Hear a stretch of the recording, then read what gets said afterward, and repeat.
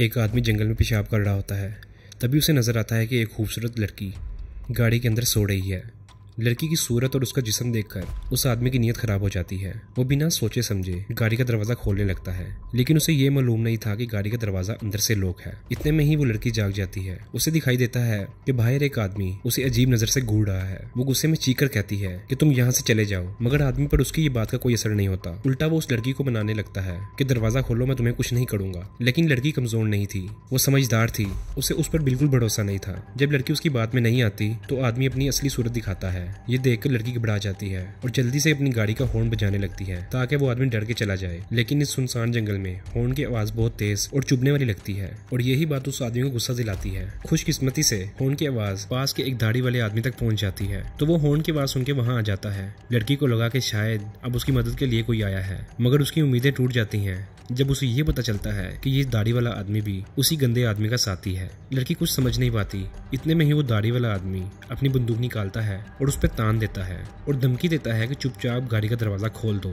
वो लड़की ऐसी दुनिया और ऐसे लोगों के बारे में कुछ नहीं जानती थी। वो इतनी डर चुकी थी कि वो वहीं पे पेशाब कर देती है। उसे लगा था कि अब कोई उम्मीद नहीं बची, लेकिन अच्छी बात यह थी कि उसकी गाड़ी के हॉर्न की आवाज उसके फादर को आ गई थी। उन्होंने अपने छोटे बेटे को अपनी बीवी के हवाले किया और तेजी से अपनी बेटी की तरफ दौड़ा। जैसे ही वो वहां पहुंचा, दोनों आदमियों ने मिलकर उन्हें मारा और उसे बेहोश कर दिया। इसी दौरान माँ भी कैंप में वापस आती है। वो छोटे बेटे को टेंट में छुपा देती है, फिर पति और बेटी को बचाने के लिए आगे बढ़ती है। लड़की ने ये सब देखा तो वो दौड़ पड़ती है, मगर उसी वक्त दाढ़ी वाला आदमी आसमान में गोली चलाता है और धमकी देता है कि अगर तुमने फिर से भागने की कोशिश की, मैं तुम्हारे माँ और बाप को मार दूंगा। मजबूरी में लड़की को भी चुपचाप अपने आप को उन गुंडों के हवाले करना पड़ा। जल्दी से वो दोनों बदमाश पूरे खानदान को कसकर बांध देते हैं और उन पर घिनौने और जुल्म बड़े अत्याचार करते हैं। और जब वो ये सब कुछ करके खुश हो जाते हैं तो वो लड़की के फोन की गैलरी देखते हैं, तो वहां से उन्हें पता चलता है कि पति पत्नी का एक छोटा बेटा भी है। मगर दोनों को इसकी फिक्र नहीं थी, क्योंकि इन्हें मालूम था कि उस छोटे लड़के को कैंप में छुपाया हुआ है। दोनों बदमाश फैसला करते हैं कि जब वो उस पहाड़ से नीचे उतरेंगे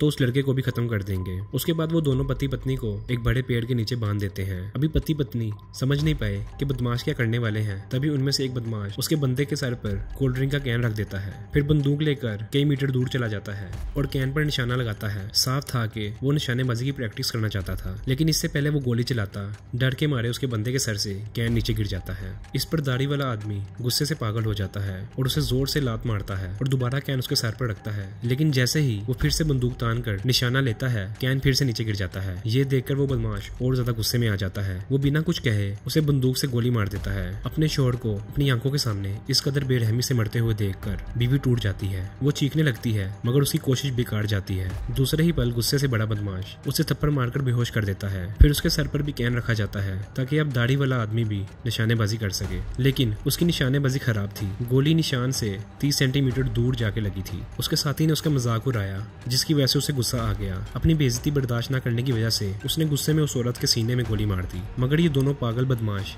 यही नहीं रुके। जब इन्हें यकीन हो जाता है कि ये हस्बैंड वाइफ दोनों मर चुके हैं, तो सबूत मिटाने के लिए वो लड़की के पास आ जाते हैं और बिना कुछ कहे बेहोश लड़की को गोली मार के मार देते हैं। अगले सीन में ये दिखाया जाता है जब वो बदमाश फखर से क्राइम सीन से निकलते हैं। उन्हें लगता है कि सब कुछ खत्म हो गया है, लेकिन उनका छोटा बेटा जो नींद से जागता है, उसे माँ कहीं नजर नहीं आती। वो अपनी छोटी सी उम्र में घबरा जाता है। वो टेंट से लड़खड़ाता हुआ बाहर निकलता है। हर तरफ जंगल सुनसान पड़ा हुआ था। वो अपनी माँ को पुकारता है, मगर कोई जवाब नहीं आता। उसकी आंखों से आंसू गिरते हैं और वो रो रो कर अपने घर वालों को ढूंढने लगता है। बेचारा बच्चा नहीं जानता था कि उसके माँ बाप को और उसकी बहन को पहले ही इन दोनों दुश्मनों ने मार दिया था। इसी बीच वो गुंडे भी उस बच्चे की तलाश में निकल पड़ते हैं।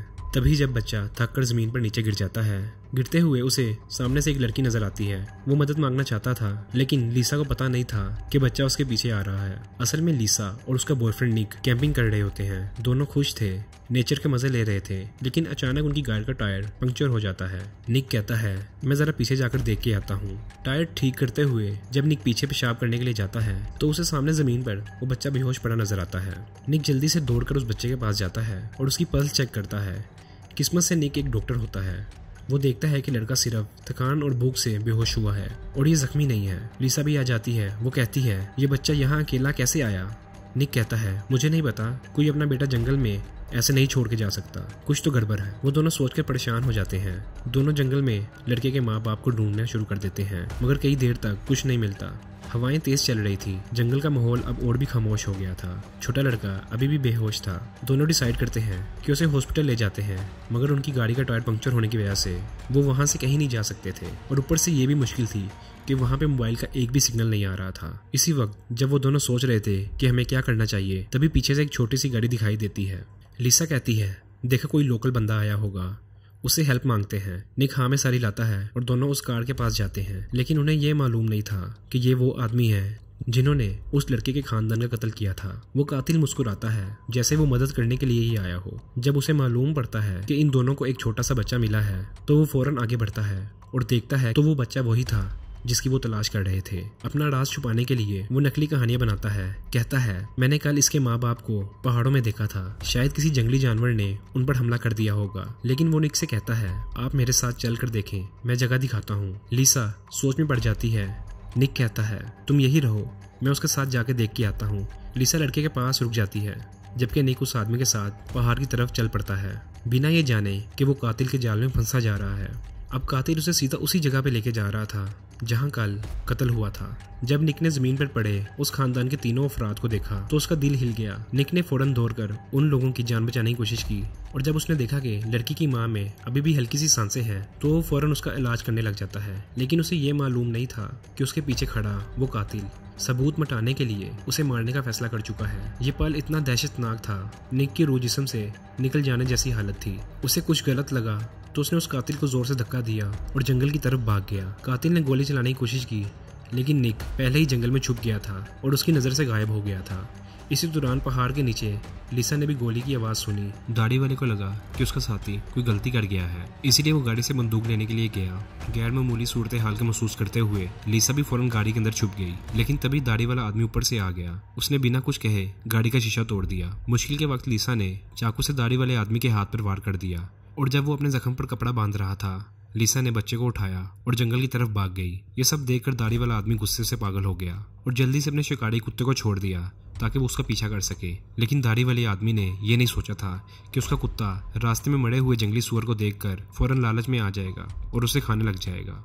अब मजबूरी में वो दाढ़ी वाला आदमी अकेला लिसा को ढूंढने में लग पड़ा। उसे ये नहीं पता था कि भागता हुआ निक भी इसी जगह में है और अपने पीछे के कातिल के साथ छुपन छुपाई खेल रहा है। जब कातिल आसपास देखने लगता है, तभी थोड़ी दूर से हल्की सी हरकत सुनाई देती है। बिना सोचे समझे वो गोली चला देता है, तो जब वो पास जाके देखता है तो वो डर के मारे सुन सा रह जाता है। गोली लगने वाला कोई और नहीं था, वो उसका अपना दोस्त था। दाढ़ी वाले को भी अंदाजा नहीं था कि उसकी मौत उसी के साथी के हाथों होगी। जब निक ने देखा कि दाढ़ी वाले की बंदूक जमीन पे गिर गई है, तो वो फौरन उसे उठाने के लिए आगे बढ़ा। उसी दौरान लिसा की गोद में पड़ा बच्चा अचानक से रो पड़ा। बच्चे की आवाज़ सुनकर वो फौरन उनका पीछा करने लगता है। लिसा बच्चे को गोद में लिए जंगल के रास्ते भाग रही होती है, लेकिन कुछ देर बाद वो देखती है कि वो कातिल उसके पीछे आ गया है। सामने कातिल के हाथ में बंदूक थी और लिसा के पास सिर्फ अपनी जान बचाने के लिए एक ही मौका था। कातिल उसके पास पहुंचकर अचानक बच्चे को उसकी गोद से छीन लेता है और गुस्से में उसे ज़मीन में पटक देता है। एक ही पल में बच्चे की आवाज़ बंद हो जाती है और ये देखकर लिसा टूट जाती है। उसे यकीन नहीं आता कि इंसान इतना भी बेरहम हो सकता है। जंगल में छुपा हुआ निक ये सब मंजर देख रहा था। वो गुस्से से बढ़ गया था, मगर वो कुछ कर नहीं सकता था क्योंकि वो अभी भी निहत्था था। कातिल निक को बाहर निकालने के लिए लिसा को लटका देता है ताकि निक मजबूर हो जाए, लेकिन जब निक फिर भी बाहर नहीं आता तो कातिल लिसा के साथ और भी जुल्म करने लग जाता है। लेकिन इसी वक्त पहाड़ के नीचे से गाड़ी के इंजन की आवाज़ सुनाई देती है। असल में निक को कातिल के हाथ में बंदूक देखकर डर लग रहा था, इसलिए उसने चुपके से दाढ़ी वाले कातिल की गाड़ी की चाबी चुरा ली थी और उसने अपनी गर्लफ्रेंड को छोड़कर चुपचाप भाग जाने का फैसला कर लिया था। ये देखकर कातिल घबरा जाता है। उसे डर था कि निक अगर बच गया तो उसके कत्ल का राज खुल जाएगा। वो फौरन से रस्सी लेकर लिसा को बांध देता है और उसे अपने साथ लेकर निक का पीछा करने लगता है। मगर रास्ते में लिसा को एक अजीब सी चीज नजर आती है। जमीन में पड़ा हुआ छोटा सा लड़का कहीं गायब हो चुका था। इससे साफ जाहिर था कि निक ने बच्चे को बचा लिया है और पुलिस स्टेशन मदद मांगने के लिए गया है। ये देखकर कातिल और ज्यादा डर जाता है क्योंकि वो नहीं चाहता था कि उसकी करतूतों की वजह से उसे उम्र भर के लिए जेल में सड़ना पड़े। वो फौरन लीसा को लेकर निक के पीछे दौड़ पड़ता है, लेकिन लीसा भला उसे इतनी आसानी से कामयाब कैसे होने देती। जब कातिल ने गाड़ी की रफ्तार बढ़ाई तो लीसा ने अचानक मौके का फायदा उठाकर स्टीयरिंग व्हील को घुमा दिया। अगले ही पल गाड़ी ने कंट्रोल खोया और एक बड़े से पेड़ से जा टकराई। पेड़ से टकराने के बाद सब कुछ लम्हे के लिए खामोश हो गया। और वहीं दूसरे सीन में हमें दिखाया जाता है कि दूसरी तरफ वक्त गुजरते गुजरते शाम होती है और निक भी आखिरकार पुलिस स्टेशन पहुंच जाता है। वहां वो पुलिस वालों को पूरी बात बताता है और उन्हें लेकर वापस उस जंगल की तरफ निकल पड़ता है। इसी दौरान गाड़ी के अंदर बेहोश पड़ी हुई लीसा को होश आता है। उसे हैरानी होती है कि उसके पास वो कातिल अब नजर नहीं आ रहा। जब उसने देखा कि दूर से पुलिस की गाड़ी धीरे धीरे उसकी तरफ आ रही है तो लीसा के चेहरे पर उम्मीद की चमक उठी। वो मासूमियत से सोचती है कि अब उसकी जान बच जाएगी, लेकिन उसकी खुशी सिर्फ ये 2 सेकंड के लिए रहती है। जब पुलिस वाले गाड़ी से निकलकर मैदान को देख रहे होते हैं तभी छुपे हुए कातिल ने अचानक से उन पर हमला कर दिया और दोनों पुलिस वालों को एक एक करके मार डाला। ये देखकर निक जल्दी से अपनी गर्लफ्रेंड को छोड़कर गाड़ी की तरफ भागने लगता है, लेकिन उस वक्त कातिल ने गोली मारकर उसके कंधे को जख्मी कर दिया था। निक गिर जाता है और कातिल लंगड़ाकर उसकी तरफ बढ़ता है। निक को यह नहीं मालूम था कि लीसा ने इस दौरान अपनी रस्सियां खोल दी थी और तेजी से गाड़ी का दरवाजा खोलकर भाग गई थी। घबरा के कातिल ने बंदूक निक की तरफ तान दी और लीसा को धमकाया कि अगर वो बाहर नहीं आई तो इंजाम बुरा होगा। वो निक के सर में गोली मारकर उसे वहीं खत्म कर सकता था, लेकिन लीसा दिल की भली अपने बॉयफ्रेंड से मोहब्बत करती थी। वो अपनी आंखों के सामने उसे मरता नहीं देख सकती थी, इसीलिए वो खुद सामने आ गई। दोनों फिर से कातिल के जाल में आ गए थे, मगर कातिल अब दोनों को मारने की जल्दी में नहीं था। गाड़ी के पलटने में उसकी टांग दब गई थी और अब वो ठीक से चल भी नहीं पा रहा था। इसीलिए उसने लीसा से कहा कि वो ड्राइवर बनकर उसे सेफ जगह पहुंचाए। उसने बंदूक लीसा के सर पर तान दी और उसे धमकाया कि सीधा चलाओ वरना मैं गोली मार दूंगा। लेकिन लीसा के जहन में कुछ और चल रहा था। उसने अचानक से बहादुरी बड़ा फैसला किया। उसने एक्सीलरेटर पर जोर से पैर रखा और अचानक से स्टीयरिंग व्हील को मोड़ दिया। कार ने एक ही पल में कंट्रोल खोया और कई बार कार उल्टी और एक बड़े से पेड़ के साथ टकरा गई। इस टक्कर के बाद कातिल जो पहले से जख्मी था अब वो और भी कमजोर हो गया था। लड़खड़ा के कार से बाहर निकला।